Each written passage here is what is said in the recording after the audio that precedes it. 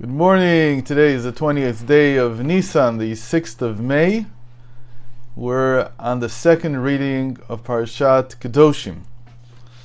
And thanks to the fact that this parsha is usually connected to Acharei, the parsha before, so the readings are very short today. And we'll be looking at last year, actually, I don't know if you remember, but we started our whole series of going over the parshas and looking at one reading each day about a year ago, a year and a week, basically. So we actually have on the YouTube channel classes from last year. And last year we also talked about this verse, but in a completely different context. The verse we're going to look at is Leviticus 19:18. And it's one of the most famous verses in the entire Torah. In English, the English translation would go something like, you must love your fellow as you love yourself, as yourself. But the beginning of this verse is less well known. Again, this is 19:18. You must not take revenge from someone else. You must not even bear a grudge against the members of your people. And then it says, you must love your fellow as you love yourself. I am Havaya, I am God. So last year we talked about this verse in the context of Sfirat HaOmer. And we said that every person should know the Torah by heart, but that's difficult. So what we gave was a shortcut, if you remember this. And out of each of the 5 books of Moses, we took one verse that is the central verse of that Chumash, that book. So in Genesis, obviously, it's the first verse of the Torah. In the beginning, God created the heavens and the earth. In Exodus, it was Anochi Hashem Elokecha asher hotziticha me'eretz Mitzrayim beit avadim. I am Havaya, your God, who brought you out of the house of bondage, out of Egypt. And in Leviticus, this is the verse that was chosen. In Numbers, if you remember, it was actually 3 verses that are one thing, the priestly blessing. Yevarecha Hashem v'yishmerecha, yer Hashem panav elecha v'yichuneka, yisa Hashem panav elecha v'yasemecha shalom. And then in Deuteronomy we had Shema Yisrael Hashem Elokeinu Hashem Echad. That, hear, O Israel, God is one. God is our God. God is one. And the amazing thing about these selections is that altogether they have 49 words. So we said that these verses can be corresponded to a square of 7 by 7. And since there's 49 days in Sfirat HaOmer, you can have an intention to think about one of the words of these 5 verses each day. And we saw that the very, very center, the 24th, 25th, and 26th days, turn out, if you write the words in order, turn out to be Ve'ahavta l'reacha kamocha. You shall love your fellow as you love yourself. That was last year. This year I want to talk about something completely different. And I think people are, at least relatively, it's well known, that Rabbi Akiva says about this verse in the Sifra. The Sifra is a book from the time of the Second Temple, and it's a collection of teachings on the verses of Leviticus. It's called a medrash, but it's not homiletic, meaning it's not stories or parables or that type of hermeneutic direction. It's rather very halachic. It's based on Talmudic analysis. Even before there was Talmud, there was already Talmudic analysis. So in the Sifra, Rabbi Akiva says that this verse, Ve'ahavta l'reacha kamocha, you shall love your fellow as you love yourself, is a great principle of Torah. Klal gadol b'Torah. What does that mean? It means that if you're ever in doubt about what something in the Torah means, you need to ask yourself, how does it align with this central verse? That the purpose of the Torah is to bring a person to love others. So if you're ever in doubt about that, So you look at this as a principle and you say, it has to fit the general principle, meaning, is the way I'm interpreting things in line with the notion that the purpose of the Torah is to bring me to love others as I love myself? So that's what it means that it's a great principle.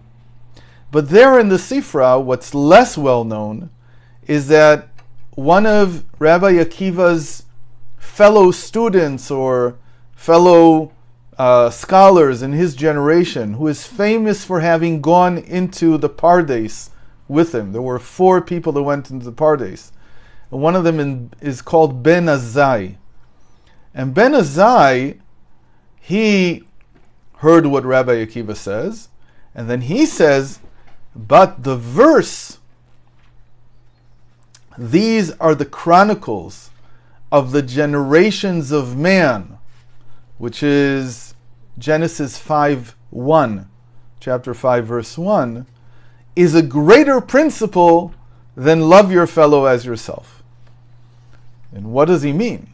What do you mean it's a greater principle? So basically what he's saying is that it could be that Rabbi Akiva is right, but there may be some things that don't that don't follow his principle. But they do follow the principle of these are the generations of man. How do you make that into a principle? What kind of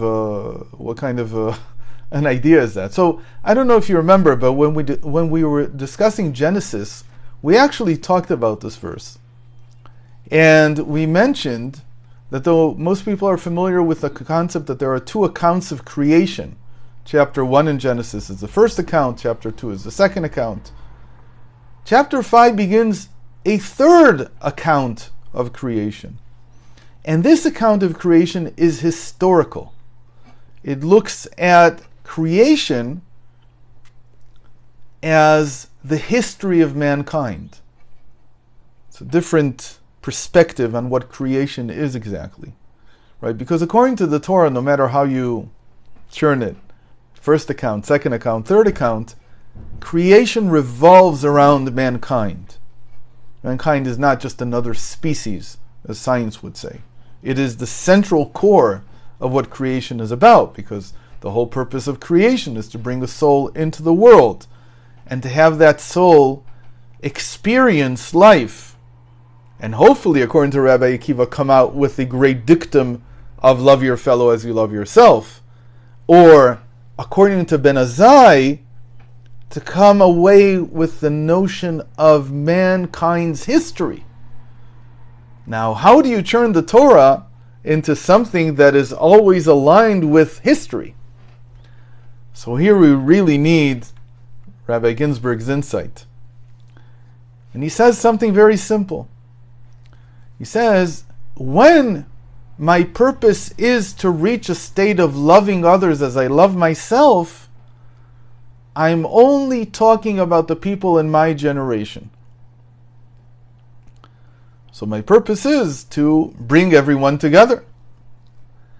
But Ben Azai says that's not enough. Sometimes you have to have consciousness not only of your present generation, but also of previous generations, all the way back to Adam, and future generations. You certainly, before you have children, your consciousness should be that what I'm doing is I'm setting up the next generation and the generation after that. And so, though we talked about childbearing as natural, as normal, here we can add something more to it and say that having children is an act of love. It's greater even than just loving those in my generation. It's contributing my love and giving it to the future generations. And in that sense, love can be much greater than just what I show those around me. And from that you can come to the simple conclusion that I also need to love the previous generations. There's a lot of people, I don't want to say it derogatorily, but it is. who look at the past and say, well, they were primitive. I have nothing to do with them.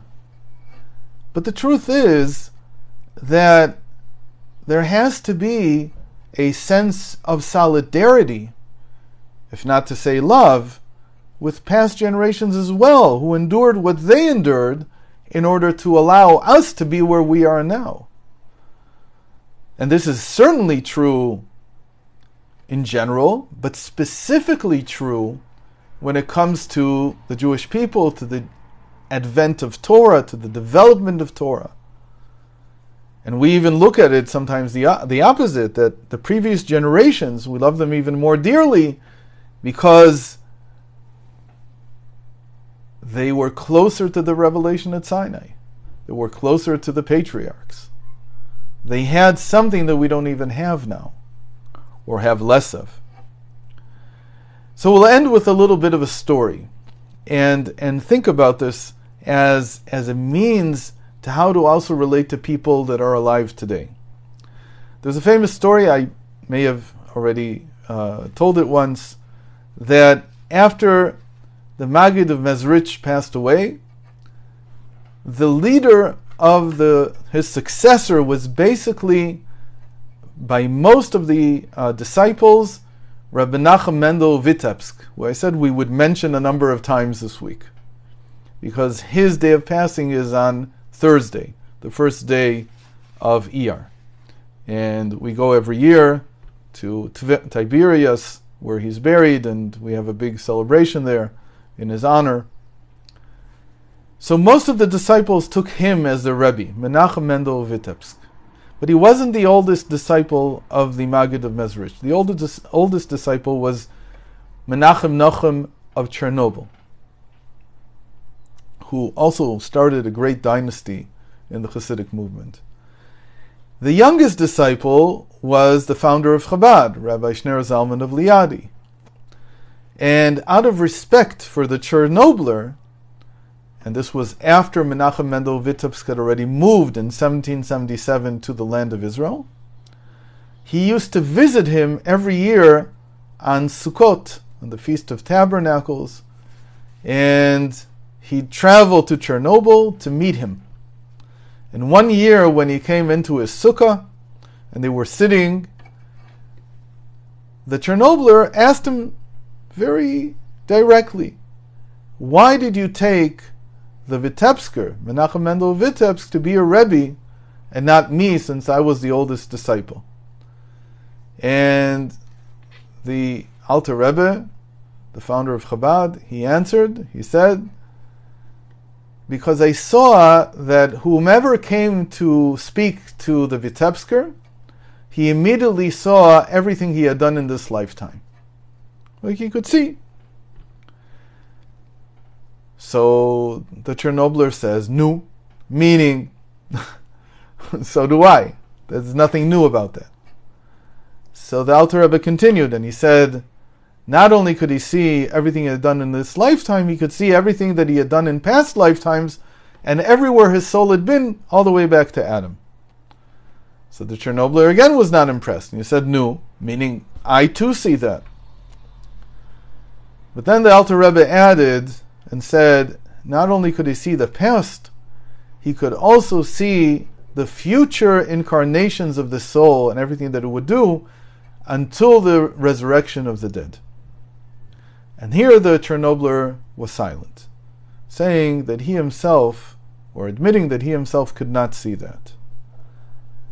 That is the sense of these are the generations of man. So when you ever look at a person, whenever you look at someone, to truly connect to them is both to give them back their past and also to give them a future. Sometimes giving someone a future is helping them get married, helping them have children, helping them see the necessity of dedicating our lives to these things. Giving them their past can be reconnecting them to Judaism. It could be taking them out of the falsehoods of Christianity, of Islam, and connecting them truly to God. There can be all kinds of ways in which I love my fellow, giving him a past and ensuring a future. We'll end with just one thought, that the Lubavitcher Rebbe spoke many times that whether they are Jews or non-Jews, we should not be limiting people through family planning. In other words, he said, it is incumbent upon all of us as human beings to ensure the future of mankind. And the only way to do that, or the base need, is to have offspring. And so therefore he encouraged all that listened to him to try to dissuade people from limiting their children, but rather to have as many as they could support, as many as they could be with, as many as they could raise and educate, and that is giving people their future. So with this we'll end today, and I hope to see you tomorrow. All the best.